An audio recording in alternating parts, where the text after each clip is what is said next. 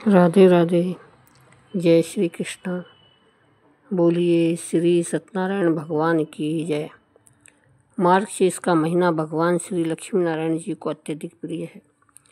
वैसे तो पूरे अगहन मास में श्री सत्यनारायण भगवान की कथा को सुनने से अनंत फलों की प्राप्ति होती है, किंतु मार्गशीर्ष पूर्णिमा के दिन श्री सत्यनारायण भगवान की कथा सुनने से मनुष्य के सभी पाप और संकट कट जाते हैं तथा सभी मनोकामनाओं की पूर्ति होती है।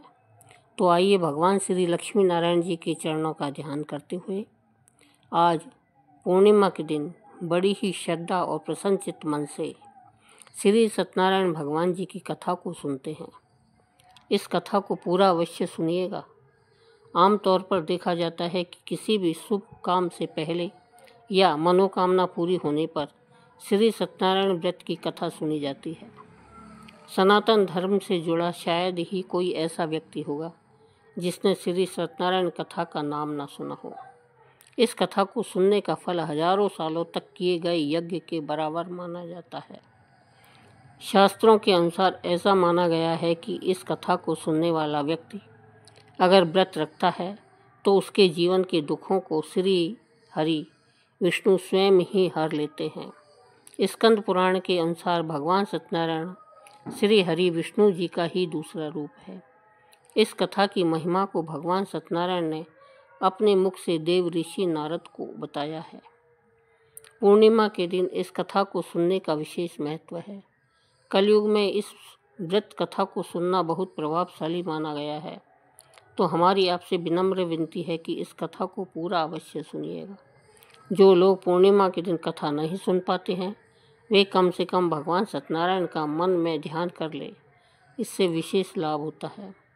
पुराणों में ऐसा भी बताया गया है कि जिस स्थान पर श्री सत्यनारायण भगवान की पूजा होती है वहाँ गौरी गणेश नवग्रह और समस्त दिक्पाल आ जाते हैं। केले के पेड़ के नीचे अथवा घर के वहाँ स्थान पर पूजा करना उत्तम फल देता है। भोग में पंजीरी, पंचामृत, केला और तुलसी दल विशेष रूप से शामिल करें। सिर्फ पूर्णिमा को ही नहीं, परिस्थितियों के मुताबिक किसी भी दिन कथा सुनी जा सकती है। बृहस्पतिवार को कथा सुनना विशेष लाभकारी होता है। भगवान तो बस प्रेम और भाव के भूखे हैं। इस कथा के प्रभाव से खुशहाल जीवन, दाम्पत्य सुख, मन चाहे वर, वधु, संतान, स्वास्थ्य जैसी समस्त मनोकामनाओं की पूर्ति होती है। भगवान श्री लक्ष्मी नारायण जी के चरणों का ध्यान करते हुए आइए आज की कथा का रसपान करते हैं। एक समय की बात है, नैमिषारण्य तीर्थ में शौनक आदि 88,000 ऋषियों ने श्री सूति जी से पूछा, हे प्रभु, इस कलयुग में वेद विद्या रहित मनुष्य को प्रभु भक्ति किस प्रकार मिल सकती है तथा उसका उद्धार कैसे होगा। हे मुनि श्रेष्ठ, कोई ऐसा तप बताइए जिससे थोड़े समय में ही पूर्ण फल मिले और मनोवांछित फल भी मिल जाए। इस प्रकार की कथा सुनने की हम इच्छा रखते हैं।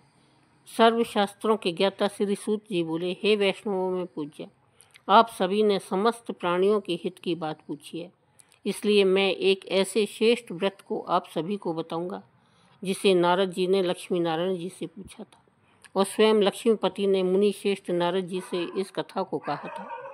आप सब इसे ध्यान से सुनिए। एक समय की बात है, योगी राज नारद जी दूसरों के हित की इच्छा के लिए अनेकों लोकों में घूमते हुए मृत्यु लोक में आ पहुँचे। यहाँ उन्होंने अनेकों योनियों में जन्मे प्राय सभी मनुष्यों को अपने कर्मों द्वारा अनेकों दुखों से पीड़ित देखा। उनका दुख देख नारद जी सोचने लगे कि कैसा यत्न किया जाए जिसके करने से निश्चित रूप से मानव के दुखों का अंत हो जाए। इसी प्रकार मनन करते हुए वह विष्णु लोक में गए। वहाँ वह देवों के ईश नारायण की स्तुति करने लगे, जिनके हाथों में शंख, चक्र, गदा और पद्म थे और गले में वरमाला पहने हुए थे। स्तुति करते हुए नारद जी बोले, हे भगवान, आप अत्यंत ही शक्ति से संपन्न हैं। मन तथा वाणी भी आपको नहीं पा सकती। आपका ये आदि, मध्य और अंत नहीं है। निर्गुण स्वरूप सृष्टि के कारण भक्तों के दुख को दूर करने वाले हैं। आपको मेरा नमस्कार है। नारद जी की स्तुति सुनकर विष्णु भगवान बोले, हे मुनि श्रेष्ठ, आपके मन में क्या बात है? आप किस काम के लिए पधारे हैं? उसे निसंकोच कहिए। इस पर नारद मुनि बोले कि मृत्यु लोक में अनेक योनियों में जन्मे मनुष्य अपने कर्मों के द्वारा अनेकों दुखों से दुखी हो रहे हैं। हे नाथ, आप मुझ पर दया रखते हैं तो बताइए कि वह मनुष्य थोड़े प्रयास से ही अपने दुखों से कैसे छुटकारा पा सकते हैं। तब भगवान श्री हरि बोले, हे नारद, मनुष्यों की भलाई के लिए तुमने बहुत अच्छी बात पूछी है, जिसके करने से मनुष्य मुँह से छूट जाता है। वह बात मैं तुमसे कहता हूँ, उसे ध्यानपूर्वक सुनो। स्वर्ग लोक व मृत्यु लोक दोनों में एक दुर्लभ उत्तम व्रत है जो पुण्य देने वाला है। आज प्रेम बस होकर मैं तुमसे कहता हूँ, श्री सत्यनारायण भगवान का यह व्रत अच्छी तरह विधान पूर्वक करके मनुष्य तुरंत ही यहाँ सुख भोग कर मरने पर मोक्ष पाता है। श्री हरि के वचन सुनकर नारद जी बोले, हे प्रभु, उस व्रत का फल क्या है और उसका विधान क्या है? यह व्रत किसने किया था? इस व्रत को किस दिन करना चाहिए? सभी कुछ विस्तार से बताइए। नारद जी की बात सुनकर श्री हरि बोले, दुख और शोक को दूर करने वाला, यह सभी स्थानों पर विजय दिलाने वाला है। मानव को भक्ति और श्रद्धा के साथ शाम को श्री सत्यनारायण भगवान की पूजा धर्मपरायण होकर ब्राह्मणों व बंधुओं के साथ करनी चाहिए। भक्ति भाव से ही नैवेद्य, केले का फल, घी, दूध और गेहूं का आटा सवाया ले। गेहूं के स्थान पर साठी का आटा, शक्कर तथा गुड़ लेकर और सभी भक्षण योग्य पदार्थों को मिलाकर भगवान का भोग लगाएं। ब्राह्मणों सहित बंधु बांधवों को भोजन कराएं और उसके बाद स्वयं भोजन करें। भजन कीर्तन के साथ भगवान की भक्ति में लीन हो जाएं। इस तरह से सत्यनारायण भगवान का यह व्रत करने पर मनुष्य की सारी इच्छाएं निश्चित रूप से पूरी होती हैं।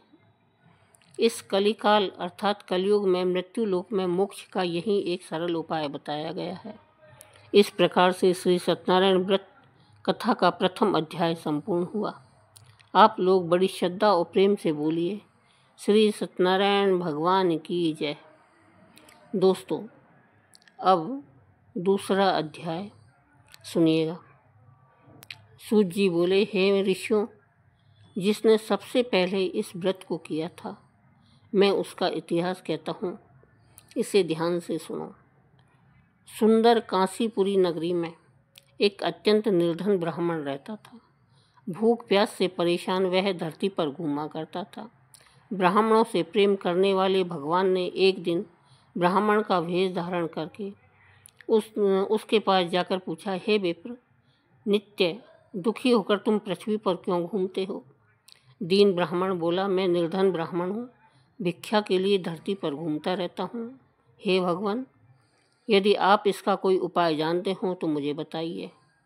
वृद्ध ब्राह्मण बोले कि सत्यनारायण भगवान मनोवांछित फल देने वाले हैं, इसलिए तुम उनका पूजन करो। इसे करने से मनुष्य सभी दुखों से मुक्त हो जाता है। वृद्ध ब्राह्मण बनकर आए सत्यनारायण भगवान उस निर्धन ब्राह्मण को व्रत का सारा विधान बताकर अंतर्ध्यान हो गए। ब्राह्मण मन ही मन सोचने लगा कि जिस व्रत को वृद्ध ब्राह्मण करने को कह गया है, मैं उसे अवश्य करूँगा। यह निश्चय करने के बाद उसे रात में नींद नहीं आई। वह सवेरे उठकर श्री सत्यनारायण भगवान के व्रत का निश्चय कर भिक्षा के लिए चला गया। उस दिन निर्धन ब्राह्मण को भिक्षा में बहुत धन मिला, जिससे उसने बंधु बांधवों के साथ मिलकर सत्यनारायण भगवान का व्रत संपन्न किया। भगवान सत्यनारायण का व्रत संपन्न करने के बाद वह निर्धन ब्राह्मण सभी दुखों से मुक्त हो गया और अनेक प्रकार की संपत्तियों से युक्त हो गया। उसी समय से यह ब्राह्मण हर माह इस व्रत को करने लगा। इस तरह से सत्यनारायण भगवान के व्रत को जो मनुष्य करेगा, वह सभी प्रकार के पापों से छूटकर मोक्ष को प्राप्त होगा। जो मनुष्य इस व्रत को करेगा, वह भी दुखों से मुक्त हो जाएगा। सूत जी बोले, इस तरह से नारद जी से नारायण जी का कहा हुआ श्री सत्यनारायण व्रत को मैंने तुमसे कहा। हे विप्रो, मैं अब और क्या कहूँ? ऋषि बोले, हे मुनिवर, संसार में उस विप्र से सुनकर और किस किसने इस व्रत को किया, हम सब इस बात को सुनना चाहते हैं। इसके लिए हमारे मन में श्रद्धा का भाव है। सूत जी बोले, हे मुनियों, जिसने इस व्रत को किया वह सब सुनो। एक समय वही विप्र धन और ऐश्वर्य के अनुसार अपने बंधु बांधवों के साथ इस व्रत को करने को तैयार हुआ। उसी समय एक लकड़ी बेचने वाला बूढ़ा आदमी आया और लकड़ियां बाहर रखकर अंदर ब्राह्मणों के घर में गया।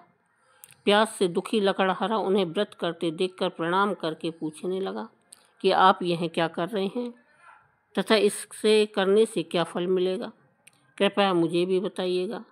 ब्राह्मण ने कहा कि हे राजन, सब मनोकामनाओं को पूरा करने वाला यह सत्यनारायण भगवान का व्रत है। इनकी कृपा से ही मेरे घर में धन धान्य और आदि की वृद्धि हुई है। विप्र से सत्यनारायण व्रत के बारे में जानकर लकड़हारा बहुत प्रसन्न हुआ। चरणामृत लेकर वह प्रसाद खाने के बाद अपने घर गया। लकड़हारे ने अपने मन में संकल्प लिया कि आज लकड़ी बेचने से जो धन मिलेगा उसी से मैं श्री सत्यनारायण भगवान का उत्तम व्रत करूंगा। मन में इस विचार को लेकर बूढ़ा आदमी सिर पर लकड़ियां रखकर उस नगर में बेचने गया जहां धनी लोग ज़्यादा रहते थे। उस नगर में उसे अपनी लकड़ियों का दाम पहले से 4 गुना अधिक मिला। बूढ़ा प्रसन्नता के साथ दाम लेकर केले, शक्कर, घी, दूध, दही और गेहूं का आटा लिया और सत्यनारायण भगवान के व्रत की अन्य सामग्रियां लेकर अपने घर गया।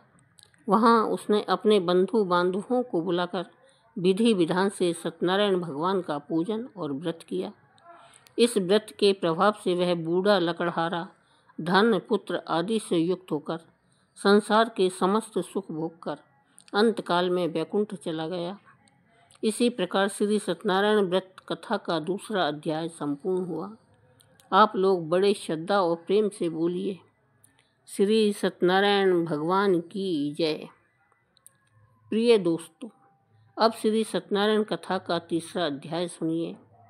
सूत जी बोले, हे श्रेष्ठ मुनियों, अब आगे की कथा कहता हूँ, उसे ध्यान से पूर्वक सुनिए। प्राचीन काल में उल्कामुख नाम का एक बुद्धिमान राजा था। वह सत्यवक्ता और जितेंद्रिय था। प्रतिदिन देव स्थानों पर जाता और निर्धनों को धन देकर उनके कष्ट दूर करता था। उसकी पत्नी कमल के समान मुख वाली तथा सती साध्वी थी। भद्रशला नदी के तट पर उन दोनों ने श्री सत्यनारायण भगवान का व्रत किया। उसी समय साधु का नाम का एक वैश्य आया। उसके पास व्यापार करने के लिए बहुत सा धन भी था। राजा को व्रत करते देखकर वह विनय के साथ पूछने लगा, हे राजन, भक्ति भाव से पूर्ण होकर आप यह क्या कर रहे हैं? मैं सुनने की इच्छा रखता हूँ, इसलिए आप मुझे बताने का कष्ट करें। राजा बोला, हे साधु, अपने बंधु बांधवों के साथ पुत्र आदि की प्राप्ति के लिए एक महाशक्तिशाली श्री सत्यनारायण भगवान का व्रत और पूजन कर रहा हूँ। राजा के वचन सुन साधु आदर से बोला, हे राजन, मुझसे इस व्रत का सारा विधान कहिए। आपके कथनानुसार मैं इस व्रत को करूँगा। मेरी भी संतान नहीं है और इस व्रत को करने से निश्चित रूप से मुझे संतान की प्राप्ति होगी। राजा से व्रत का सारा विधान सुनकर व्यापार से निवृत्त होकर वह अपने घर गया। साधु वैश्य ने अपनी पत्नी को संतान देने वाले इस व्रत का वर्णन कह सुनाया और कहा, जब मेरे संतान होगी तब मैं भी इस व्रत को अवश्य करूँगा। साधु ने इस तरह के वचन अपनी पत्नी लीलावती से कहे। एक दिन लीलावती पति के साथ आनंदित हो सांसारिक धर्म में प्रवृत्त होकर श्री सत्यनारायण भगवान की कृपा से गर्भवती हो गई। 10वें महीने में उसके गर्भ से एक सुंदर कन्या ने जन्म लिया। दिनों दिन वह ऐसे बढ़ने लगी जैसे शुक्ल पक्ष का चंद्रमा बढ़ता है। माता पिता ने अपनी कन्या का नाम कलावती रखा। एक दिन लीलावती ने मीठे शब्दों में अपने पति को याद दिलाया कि आपने सत्यनारायण भगवान के जिस व्रत को करने का संकल्प किया था उसे करने का समय आ गया है। साधु बोला, हे प्रिय, इस व्रत को मैं उसके विवाह पर करूँगा। इस प्रकार अपनी पत्नी को आश्वासन देकर वह नगर को चला गया। कुछ वर्षों के पश्चात कलावती शादी के योग्य हो गई। साधु ने एक बार नगर में अपनी कन्या को सखियों के साथ देखा तो तुरंत ही पुरोहित को बुलाया और कहा, मेरी कन्या के लिए योग्य वर देख कर आओ। साधु की बात सुनकर पुरोहित कंचन नगर में पहुंचा और वहां देखभाल कर लड़की के लिए सुयोग्य वर ढूंढा। साधु ने बंधु बांधवों को बुलाकर अपनी पुत्री का विवाह कर दिया। लेकिन दुर्भाग्य की बात यह थी कि साधु ने अभी भी श्री सत्यनारायण भगवान का व्रत नहीं किया। इस पर श्री सत्यनारायण भगवान क्रोधित हो गए और शाप दिया कि साधु को अत्यधिक दुख मिले। अपने कार्य में कुशल साधु बनिया जमाई को लेकर समुद्र के पास स्थित रत्नापुर नगर में गया। वहां जाकर ससुर दामाद दोनों मिलकर चंद्रकेतु नामक राजा के नगर में व्यापार करने लगे। एक दिन भगवान श्री सत्यनारायण की माया से एक चोर राजा का धन चुरा कर भाग रहा था। उसने राजा के सिपाहियों को अपना पीछा करते देख चुराया हुआ धन वहां रख दिया जहां साधु अपने जमाई के साथ ठहरा हुआ था। राजा के सिपाहियों ने साधु वैश्य के पास राजा का धन पड़ा देखा तो ससुर जमाई दोनों को बांधकर प्रसन्नता से राजा के पास ले गए और कहा, महाराज, हम दोनों चोरों को पकड़ लाए हैं, आप आगे की कार्रवाई की आज्ञा दें। राजा की आज्ञा से उन दोनों को कारावास में डाल दिया गया और उनका सारा धन भी उनसे छीन लिया गया। श्री सत्यनारायण भगवान के श्राप से साधु की पत्नी भी बहुत दुखी हुई। घर में जो धन रखा था उसे चोर चुरा ले गए। शारीरिक तथा मानसिक पीड़ा व भूख प्यास से अति दुखी होकर कलावती एक ब्राह्मण के घर गई। वहां उसने श्री सत्यनारायण भगवान का व्रत होते देखा और कथा भी सुनी। वह प्रसाद ग्रहण कर रात को घर वापस आई। माता ने कलावती से पूछा, हे पुत्री, अब तक तुम कहाँ थी? तेरे मन में क्या है?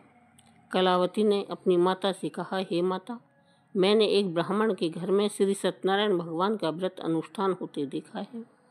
कन्या के वचन सुनकर लीलावती भगवान के पूजन की तैयारी करने लगी।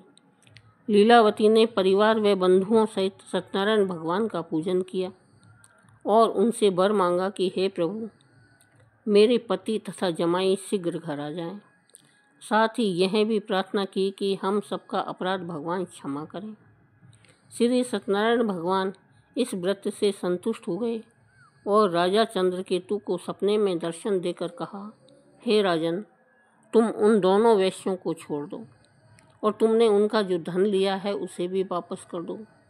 अगर ऐसा नहीं किया तो मैं तुम्हारा धन, राज्य और संतान सभी को नष्ट कर दूंगा। राजा को यह सब कहकर सत्यनारायण भगवान अंतर्ध्यान हो गए। प्रातःकाल सभा में राजा ने अपना सपना सुनाया। फिर बोले, मणिक पुत्रों को कैद से मुक्त करके सभा में लाओ। दोनों ने आते ही राजा को प्रणाम किया। राजा अत्यंत मधुर वाणी में बोला, हे महानुभावों, दुर्भाग्य से ऐसा कठिन दुख तुम्हें प्राप्त हुआ है, लेकिन अब तुम्हें कोई भय नहीं है। ऐसा कहकर राजा ने उन दोनों को नए वस्त्र और आभूषण पहनाए और जितना धन उनका लिया था उससे दुगना धन वापस कर दिया। दोनों वैश्य अपने घर को चल दिए। इस प्रकार से श्री सत्यनारायण व्रत कथा का तीसरा अध्याय यहीं पे संपूर्ण हुआ। बड़ी श्रद्धा और प्रेम से बोलिए, श्री सत्यनारायण भगवान की जय। आइए अब श्री सत्यनारायण भगवान की कथा का चौथा अध्याय सुनते हैं। सूत जी बोले, वैश्य ने मंगलाचार कर अपनी यात्रा आरंभ की और अपने नगर की ओर चल दिया। उनके थोड़ी दूर जाने के बाद एक डंडी वेशधारी श्री सत्यनारायण भगवान ने उनसे पूछा, हे साधु, तेरी नाव में क्या है? व्यापारी हंसता हुआ बोला, हे डंडी, आप क्यों पूछते हो? क्या धन लेने की इच्छा है? मेरी नाव में तो बेल और पत्ते भरे हुए हैं। वैश्य के कठोर वचन सुनकर डंडी बने श्री सत्यनारायण भगवान बोले, तुम्हारे वचन सत्य हो। डंडी ऐसा वचन कहकर वहाँ से दूर चले गए और कुछ दूर जाकर समुद्र के किनारे बैठ गए।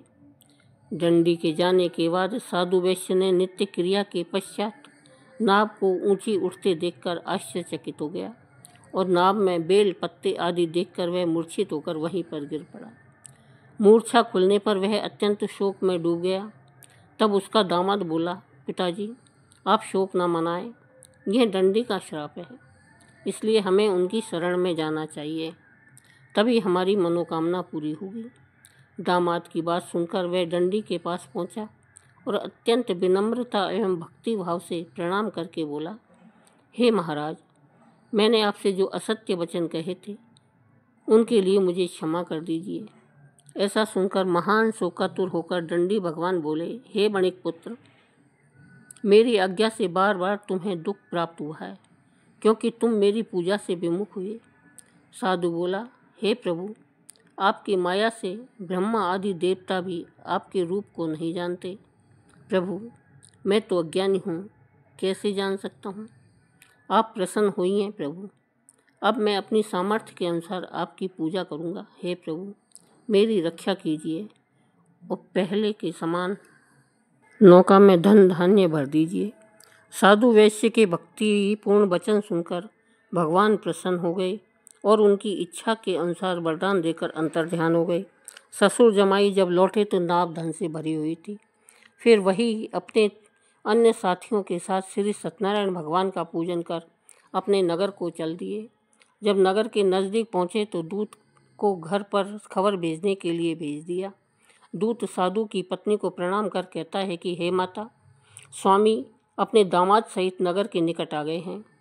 दूत की बात सुन साधु की पत्नी लीलावती ने बड़े हर्ष के साथ श्री सत्यनारायण भगवान का पूजन कर अपनी पुत्री कलावती से कहा, हे पुत्री, मैं अपने पति के दर्शन को जा रही हूँ, तू कार्य पूर्ण कर शीघ्र आ जाना। माता के ऐसे वचन सुनकर कलावती जल्दी से प्रसाद छोड़कर अपने पति के पास चली गई। प्रसाद की अवज्ञा के कारण श्री सत्यनारायण भगवान रुष्ट हो गए और नाव सहित उसके पति को पानी में डुबो दिया।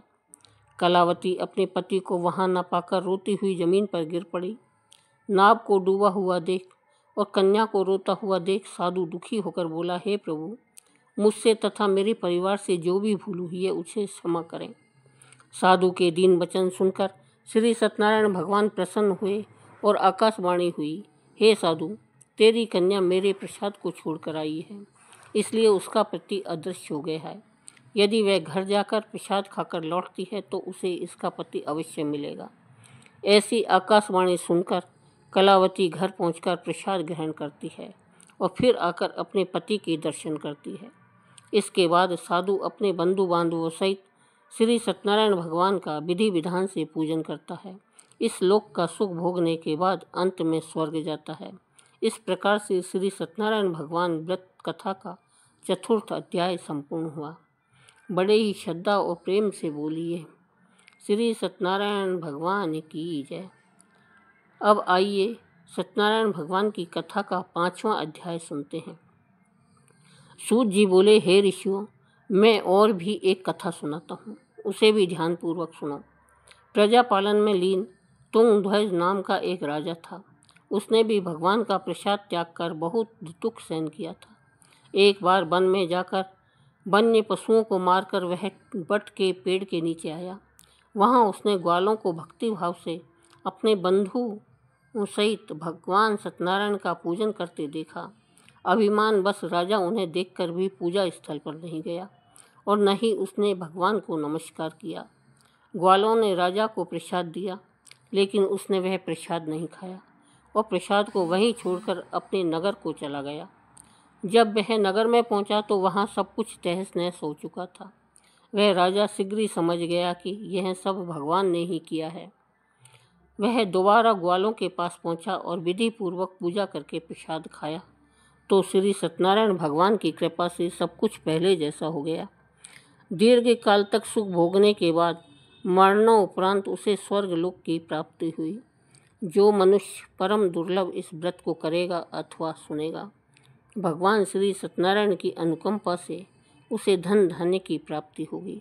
सत्यनारायण भगवान की कृपा से निर्धन धनी हो जाता है और दुर्बल बलवान हो जाता है। संतानहीन मनुष्य को संतान सुख मिलता है और सारे मनोरथ पूर्ण होने पर मानव अंत काल में वैकुंठ धाम को जाता है। सूत जी बोले, जिन्होंने पहले इस व्रत को किया अब उनके दूसरे जन्म की कथा भी सुनिए। सतानंद नामक ब्राह्मण ने सुदामा के रूप में जन्म लेकर भगवान श्री कृष्ण की भक्ति करके मोक्ष प्राप्त किया। उल्कामुख नाम के महाराज राजा दशरथ बने और श्री रंगनाथ का पूजन कर वैकुंठ को प्राप्त हुए।